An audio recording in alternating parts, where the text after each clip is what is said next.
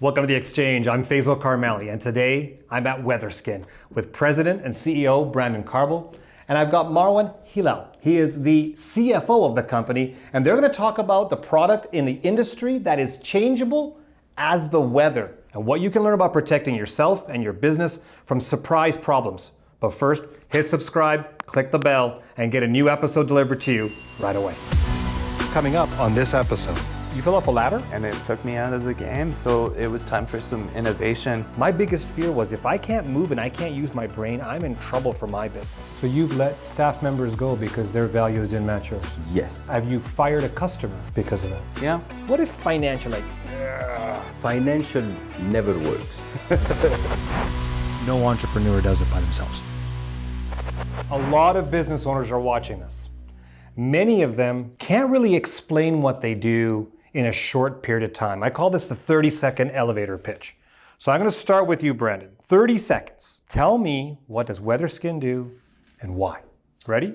Ready. Go. Weatherskin produces industrial-grade construction coatings and products that are all environmentally sound, that compete with the big players. Better products, better price, better service, and I think we deliver an overall better experience than the bigger competitors. Look at that. In like less than 21 seconds, you're able to nail down what you do, why. When I learned about your guys' business, I first looked at it and I looked at it from a macro global perspective. So bear with me on how I look at this. You live in a city that's pretty much unknown around the world. You are a smaller company comparisons to what the city that you live in is known for. So you're a minority of a minority, okay? Playing in a global landscape, and you're able to attract international companies to do business with. How the hell do you do that? With maintaining the quality of the products, we're very specific with what we want a product to do. Medical grade cleaner. We can disinfect the whole office with electronics. And we're very strict on not launching it until it's there. And eventually, when you have that mentality, you win the trust of the engineers, who can sway the big builders, who can then sway the clients building the projects. It's knowing your marketplace and who it is that actually will drive these products into spec for you. Yeah. One thing that attracts the global players is being part of global initiatives. Last year, we got on board with what was called the Solar Impulse Foundation. And it is an initiative driven by a lot of big global companies, investors, and entities like the UN. They're the big driving force behind it as well. They wanted to select 1,000 products that will change the next 100 years for this planet, for the better. We went through the process. We had to get audited by 3 auditors in 3 different countries. Yeah. So we are now one of the 1,000 labeled solutions. Wow. We're super proud of that, and we're going to keep going after things like that, accreditations like that. Give me a little bit of a background. Marwan, let's start with you. How the heck did you get to this company? Then how did you meet this guy here? Okay, yeah, it's a long story. So, background, I grew up in France in the border with Geneva. Did all my schooling there, and then I traveled a lot the world, did few jobs, construction. I used to be a tattoo artist, but really tried to discover a bit the world in general. So I moved into Calgary back in 2009, built a family here. I was doing construction. I worked for a big builder as a project manager. I did GC myself, GC few projects. But one morning at 6:30 in the morning, I was having a coffee. And at 6:30 in the morning, there's not many people out there. Yeah. And there's not many conversation you can have. You see another guy in Carhartts in the morning, and you ask, what do you do? Because all these projects take so many different types and trades, right? To complete something. We're both talkative. We start talking, we're friendly to one another, and that relationship starts. And I think after 3 days, we went on a job site together and working on the same project. By chance, or that was by intent? No, by intent. So you met, you went on job site, you were dating to see how it worked out, right? And then it becomes partnership after that? Yeah, exactly. It's rare to meet people that have the same value as you do, right? Especially in construction, like it's hard to trust that someone is gonna do that little extra, Yeah. and that they're gonna be there on time, and the integrity. Right away, I felt like I can trust Brandon. I'm sure he did the same with me. And How do you go from a general contractor, a GC, to a CFO? Because that's a big jump. yeah, so I always been, really good with financials.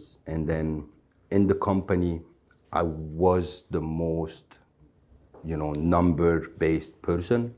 You don't choose as an owner, I believe, on a startup. Yeah. It's just whatever box you fit the best, you end up taking the responsibility of it. That's right. When we started off, my business partner and I, it was literally writing down all of our strengths. Yeah. And who does what, because we had different strengths and different areas of opportunities, we'll call them. And so, he would go into certain categories, I would do certain categories that we're strong at, and we would just focus on our strengths. Together, we're a complete superpower, but individually, we have our own strengths and weaknesses, so we combine together. So I like how you kind of said, well, I was the guy with the numbers, so we boxed me into that area, which is fantastic. And I had no idea what a CEO did before starting the business. And I would say my main role is to stay on the front side of the transaction. So empowering our sales team, our marketing, our advertising. It's staying in touch with the team, having a finger on the pulse of how everybody's feeling, focused on business development, new product design, research testing. I get to be the guy who plays a lot, and comes up with new things and designs new things. One or the other, and you tell me which one you prefer. Indoors or outdoors? Outdoor. Cell phone or computer? Cell phone. When you're watching information or listening to information, YouTube or podcast? Podcast. Rain or snow? Snow. Notice I didn't put sunshine in that one. I was waiting for it. A brand new product or an improved existing product? Ooh, brand new. Why? Because it is probably going to catch my attention a little bit more. I'll probably want to scratch that itch, that question of, hey, what is this? And from our perspective, bringing it on, brand new is probably easier to sell and get people excited about. Financial existing.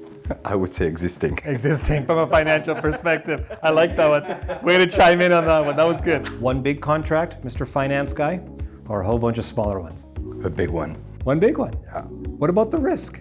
No risk. Really? Yeah, we got this. If I talk to my accounting guys, they'll say, spread that risk out a bit more. Too many places, too risky when it's too many, right? Yeah. So much involvement.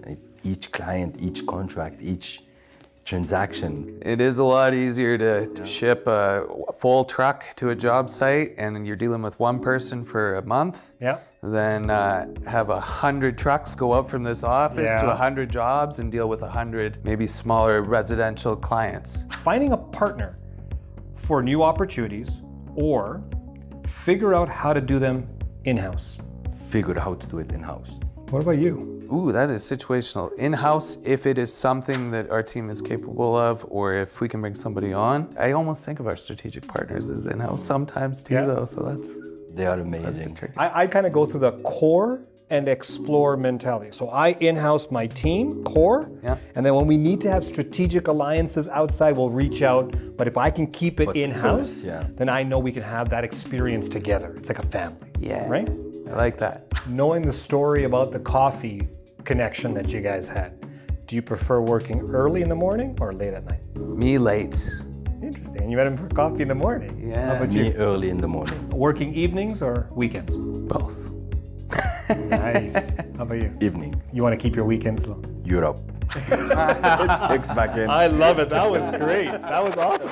I also have a construction background and from project management. It was a service-based business. I did very well with it. Problem with a service-based business, people want you tied to your service. Yeah. So there's no way to expand and grow that model. And as the body slows down, the capacity slows down to be out there doing physical manual labor, for me at least. Because you had an injury. I did, yeah. You fell off a ladder? As dramatic as that sounds, I fell off like the second step of a ladder. Okay. Yeah. Onto a planter. You could have said the very top. Yeah, We would have yeah. just believed you, but yeah. And you know, it had an effect on my back, on my tailbone, and it took me out of the game. So it was time for some innovation, looking at what could we use in construction, what's missing, where can we find it? And it turns out we could find it here in Canada. After looking all over the world, we found our solutions locally and grew our business locally. It's amazing how when you go through something like an injury, how that shifts your mind in your business as well. And it carries over, because from manual labor to when you get an injury, that's going to make a big impact. You know, in my situation, you guys know I play hockey and so forth. I've had my knee injury and a concussion all in the same weekend. Oof. And I actually had probably 6 or 7 different doctors coming in at me to try to fix me, right? My biggest fear was if I can't move and I can't use my brain, I'm in trouble for my business. And so all of a sudden, out of either fear or this instinct in me said, I better make sure that everything is running, the processes, the operations, not only from a technological perspective, but if I get hit by a bus, this thing better run for my clients, for my team, for everybody. And it really got me scared. What was the fear like when you fell, hurt your tailbone, and it made you shift where you end up going for a coffee and meeting this guy to start up a business? Change is uncomfortable, you know, because it's a fear of unknown. Yeah. What's around the corner? I didn't choose this. It happened. And I decided I was going to embrace that and make some risky moves at the start because I really believed in the idea. I went downtown and rented a space that I had no capability financially renting, really. This story. And there was nothing in it except a whiteboard and a cork board. And I was like, a business needs to come out of this. The story is you that I've heard, correct me if I'm wrong, is that you rented an office space in downtown for 3 days. It was like a year. So you rented office space for a year. Yeah. You had a whiteboard in there. Yeah. You brought people in to kind of go through on this whiteboard and try to figure things out? Yeah, well, the business plan. Let's build a business plan. Let's figure out a problem that we can solve. And then, hey, we have to solve it. Even if we have to stay up all night, even if no matter what we have to do in terms of sweat equity and that drive forward, it had to be there because of the situation that we chose to put ourselves in. You know, it was all or nothing. Were you in this 1 year office space whiteboard strategy? Oh yeah. Tell me your experience of where you're walking in, because I'm taking the assumption here, this is your idea, you book it, and then you bring them in, or was this both of your guys' ideas saying we should do this? It's well, the office space was me. Hey, I've done something stupid, and I put myself in that corner and dragged some people into the corner with me, and we just made it happen. I think there has to be that little bit of risk element and a heck of a lot of perseverance to make it happen, and then a lot of trust if you're building a team, and you got to make it fun because it's not always going to be easy, but if you can make it fun and an enjoyable space to be at and enjoy the process, and you're never working. With Brandon, he's great at business development, so as soon as he has an idea, everyone just started working on it. You know, it's exciting. Let me tell you a story which is somewhat similar to what you guys did with the office space. So every single year, my business partner and I, we go away from Calgary when we're allowed to. We would spend the weekend, and we would call this a Hemingway moment. And the Hemingway moment works like this. And we attribute this to Hemingway. It may not be his idea, but this is what we've learned, and so we're going to attribute it to him. Hemingway used to write some great stuff. And so his concept was to write drunk, edit sober. So literally, my business partner and I would go away, so we're not under any distractions whatsoever, have a few cocktails, and we would write every single business idea we can think of to help and solve the problems that we see out there. We don't judge it, we don't critique it, we don't take anything off the table, nothing. The next day, we come back without any cocktails in us and take a look at the whiteboard and say, we can do that. We can't do that. That's illegal. Get that off the table. You know, things like that, right? So we're like, wow, those were the ideas that we brought up. And from there, we've always said, when Dave and I are 85 years of age, sitting on a rocking chair on our front porch, we're going to remember the experiences along the way. So let's make the best experiences for our clients, for our team, and for ourselves. So I really got drawn in when I heard the story about the office space. I thought it was 3 days, a whole year. It moved quick, it grew quick. Yeah. You know, it was probably the first 3 months that were the treading water, wondering, is this going to work? And then we had our first large contractor come on, buy a whole territory from us, a region to represent. And from there, we built a licensee program. So we actually have WeatherSkin now in Hawaii. We have WeatherSkin in Florida. We have WeatherSkin in New York. We have WeatherSkin in New Brunswick. But it all started with that first customer. Eye candy. This can be a finish for your floor. You move it around. That looks so cool. We'll show you a couple of. Let's do it. You know, this reminds me now, my kids were a lot younger, they would write on the walls and stuff. I wish I had this. You're coming out with a new product. You have to go through a whole bunch of approvals, regulatory, standards, safety. How do you get through that? And then what if the numbers don't work? What if financial, like, I don't know if this is a good return on investment in the short run. Well, this has to will pay off many years from now. Financial never works. So budget to create a new product, it's a risk. Now, being a solution-based company is always we see the problem, and the problem has to be major to be able to put ourselves in risk to develop a new product and take the risk on that. But because the problem is so big, then the solution automatically makes sense, right? So for example, the fires in BC and California, in Australia, we've been seeing so many people like suffer. You know, what's the solution is to create an amazing fireproof product, easy to install, not toxic because it's all rural and the forest already suffer enough. Can you put a price on that risk, right? It's just kind of that mentality always. So when you're taking into account a different product, a new idea, going through all this work, the impact has to be there in order for it to be worth maybe not the financial gain right away. Is that fair to say? Exactly. Or demand. You know, there's a sector where there's a lot of demand for a high performance product that it's not there yet. We go by square feet, right? Mm-hmm. How many square feet of coverage is there in North America, globally, that could use this new product, this new technology? Okay, well, it's worth it. You both have been in business for yourself, but you've also been working for somebody in previous roles. What was it that drove you to say, I'm going to start doing this for myself?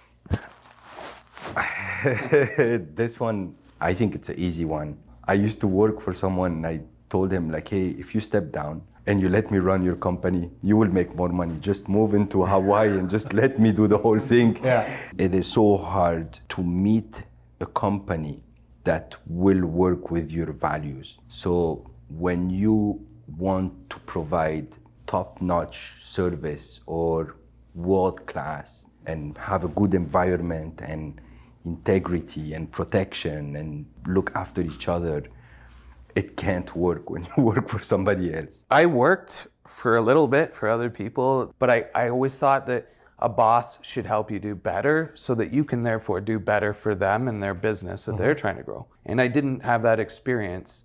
And I thought I would rather build that experience for others and I would enjoy it a lot more, you know? If I have this idea of what running a company is and how I would like it, well, the only person who's gonna make that for myself is me, right? Yeah. I think that's one of the great successes of WeatherSkin is we haven't fallen into a lot of these tropes or these ideas that people have told us, this is what you have to do, you know, because there's a lot of that. Where we draw the line is our values and how we treat people. Yeah. And we said, no, I don't think we do. We're trying to build something here that's maybe a little bit different. Maybe you don't understand it. Spend enough time around us and you will. You've been talking about impact. You've been talking about trust, integrity. What are the core values of WeatherSkin? We'd say protection. If you are looking out for the best interest of the building you're coding, the client you're coding for, your partners, your employees, your business partner, the person who's putting it onto the wall, if you are looking out for their best interest, protecting them, that ties together the values really well. The integrity, honesty, the perseverance, because you need those things in order to ensure that protection. You need to go and test and pay for testing and do a lot of real world examples on a coating before you go put it on somebody's house. Yeah. How did you guys determine that the core values that the two of you share is what you guys call protection? A lot of meetings, and we read something that the how, the what, and the why you do what you do. And so we both question each other's and just come up with the protection together by saying what is the most important, what moves you every day. So you went through a process to uncover what both of you see as the what, the how, the why of what you want to accomplish. You bet. Until you figure out your why, you know, it's hard to do the elevator pitch. It's hard to explain to another human being what is your company until you know why it is you do what you do. When you know why you do what you do, you can always go back to that. Daily, you get put on a test. Are you going to do it the easy way? Are you going to do it the hard way? So knowing why you do what you do, you go back to it very fast, right? Like on a business meeting, we would just say like, no, we have to do the right thing. Why? Because we protect each other, we protect the client, we protect our name, we protect the brand. So you've let staff members go because their values didn't match yours? Yes, yes. Have you fired a customer because of that? Yeah. We had a not a customer, a licensee, a representative maybe that we felt didn't represent the brand as we wanted it to be represented. They had their own plans, they had their own ideas. That's awesome. But we just don't attach the Weatherskin name to that vision. Our vision is the protection. If that overarching goal isn't there and that overarching body of ethics and principles and values isn't there, it's very easy for somebody to say, I'm doing this for this other goal or this other opportunity, or I'm going to drive my project in another way. Yeah. Where if you know that your team is on board and you just continually build that culture of your values in all the relationships in your office and in your business relationships, you don't have to be watching everybody all the time to know that they're on the same highway that you are. Fantastic. And when it comes to our team, these people know more than we do. We hire them because they know more than we do in their certain areas. How hard is that? Because, you know, we hear about that a lot from business gurus and stuff. Make sure you got the right people on the bus and make sure that they're ones that are driving the bus forward, all that stuff. But sometimes I catch business owners' ego kick in and they think they know everything. How hard is it when an employee, someone you're paying, says to you, I know more than what you do, boss, and here's how we're going to do it? I don't. Go ahead. Go ahead? Yeah, I would say go ahead, right? I know that I'm not skilled in these areas. You know, we have a guy who runs our operating system down there on QuickBooks who's done 5 million transactions in his life. Why would I step in and tell him how to do that? You know, I've done 5 and screwed up 3 on that software. Yeah. I've got a salesperson who used to do $1 million sales in another industry who just is so experienced and so passionate about building relationships and delivering quality. Why would I get in front of him? They know how to do it. I'm here to help. I'd rather help them and empower them to take us further because they will take us further. You know, it's part of the growth too. You would not hire someone if you didn't need that position to be filled. Yeah. So you just give that responsibility to someone else and they should be doing it better than you can, right? Yeah. Otherwise you would be doing it. I'll be doing it Yeah, yourself. yeah. That's right. When I joined Weatherskin, my background was a professor. I worked for my prime minister of my country. I worked for International Monetary Fund. I was director of academy. I sat down with them. I had the most pleasant interview of my lifetime. So I came here just as an office manager. Right away, I started getting into sales, into, interviewing people, doing HR things, anything, you name it. We did it here because we are a small team, right? Yeah. If we all have a bad day, we look at each other and we come up with solutions. Last month, it happens that I lost my mom. Those guys were 24/7 at my door on my phone, checking on me. Tell me a company who does that. So let me see if I got this right. First of all, they told you about them and their business. So he's like, okay, that's pretty interesting. Just prove yourself to me, right? Right. And then they started showing you, and you were experiencing different parts of the business. Firsthand. So now the experience is matching to what they're saying. And then when tough times came for you personally, they were there for you to make you feel a part of the family. Absolutely. So it's all part of the word integrity. That's my, Yeah? you took the word out of my mouth. Beautiful. I believe in the product. I believe in their honesty. Yeah. And in their vision, because they have this amazing intelligence and vision in the way that they built the business from the ground up. So I would love the feeling of my team, my staff, to have that feeling. Absolutely. Give me advice on what I should do with my team, so my staff have that feeling. It's all about trust in the end of the day. I trust that no matter what, those two guys have my back. I trust every day when I come here that I'm gonna have the best day of my life. And I do, every day I come here. I go to bed feeling so excited about my next day, and I mean it. Look at that. And my family is as excited as I am because they saw how burnt out I was from every previous job that I worked in. And I come here and I feel rejuvenated, I feel good, I am empowered, I say what I feel, and they all can hear me. Doesn't matter if I have the best idea or not, but they give me a chance. Wow. Wow. Okay, so this is the stuff that I'm talking about. Like this, when I talk about what business owners need to do, they're helping other business owners. Remember, there's 5 P's to a successful business.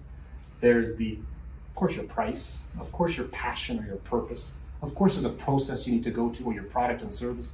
But that first P I always talk about is people, and not just your customers, your team. And your team, if they can feel like this, you've won. You've won. Who does the hiring between the two of you? Both. So Yeah. both of you will interview the candidate? Yeah. All of them? Yeah. Who makes the decision? Who says, yes, we want this one? Both. Yeah. How do you meet someone who used to work for a prime minister of a country, part of the International Monetary Fund, with that kind of pedigree, that kind of skill set, that CV or resume? How do you meet that kind of talent? I say it's meant to be. Dorina just showed up in our life. We had a business advisor that recommended her. They knew her personality and our personality, and they just told us like, hey, you guys will be a perfect match. Oh, you had a matchmaker. Yeah. Look at that. Yeah. That's But awesome. meant to be. I think good connected people will attract and introduce you to other quality, good connected people and experienced people. You just have to talk a lot and shake a lot of hands. Have you ever hired somebody without a full interview where you're posting the job and every candidate come in and then filter from there? Like, have you said, that's the person I want for this job? Yeah. All our employees are hired like that so far. Yeah. Faisal, sometimes it's a backward interview. Sometimes it's like, how could you build a system that will improve weather scan? How this is your area of expertise. How would you teach us? What would you build? Yeah. If you had creative control in this area of a business that's a startup and it's new and exciting, what do you get excited about? And how could you bring that in? What would it take? That gets them excited too. There's some creative freedom. Yeah. We're not here to hold people down. We're here to all grow together and have fun together. I feel you. Like, you got to have that connection, that filter in advance saying, I want that one. Especially when you're working so close with each other. Especially when you have this tight bond. You don't want to hire someone from the outside. It can create more damage than bring goods, right? So even Dorina is a funny story. The day she could only come for an interview on his birthday, but we already had the plan of getting a cake, and my daughter was here in the office to celebrate his birthday. So her interview was so comfortable and so connected. Like, you just connect with people. That's a great interview. That birthday she cake stayed- on an interview. That's she fantastic. stayed for the birthday cake. Look at that. yeah. That's Directly, awesome. walk into the family. And that now plays into our life on such a different scale. We love our strategic partners. We treat them like they're part of the bigger Weatherskin family. ZS2 Technologies is their CEO, Scott Jenkins. They got a really cool machine over here, a frog wire, and they're cutting our logo. So this is Kermit, named after, of course, because it's a frog wire. There's a lot of pieces. You can't offer everything, but what part of the solution that you can offer is maybe somebody else's part. And when you bring it all together, there's the full solution, right? We have coatings, we have all these sorts of really cool materials. What do you put them on? Yeah. Who puts them on? You know, you need to know these other players. It's like a hardy board, but they're siding. Calgary is brimming with all sorts of new companies that are coming up with these new technologies, these new build systems, and this new mentality in business of sharing with one another and lifting each other up and empowering one another to succeed. I love that about everybody that we work with. Yeah, he said something really important. I just heard it from someone that says, you guys empower so many people. And I think that word comes back even to the coffee shop. It's let me empower you and you empower me with what you do and what I can provide, right? Empowering is so important. Same with the strategic partnership. Let's empower each other. Business owners can learn a lot from the two of you. So look in that camera right there and give them 3 tips that you think they need for their future. I would say never give up. Look back to your operations and where you can better yourself and your company, and have fun. Try to have fun as much as possible. I would say do not be scared to change, if it's a long-term change or it's on the fly, if it means that it will get you to your vision quicker or give you the ability to get there, but don't change the vision. Stick to that, have plan A, don't have a plan B. Okay. Always revisit things that seem like failures. If you know it's part of something you need to do to grow your business, you're gonna attempt to build that system or process 10 times, you'll get it on time 11th. Don't lose faith. The most important thing is value the relationships around you. That's where every good gesture, every good act of where other people can build you up, you will find by building them up, by being of service to them, by helping them achieve their dreams and goals.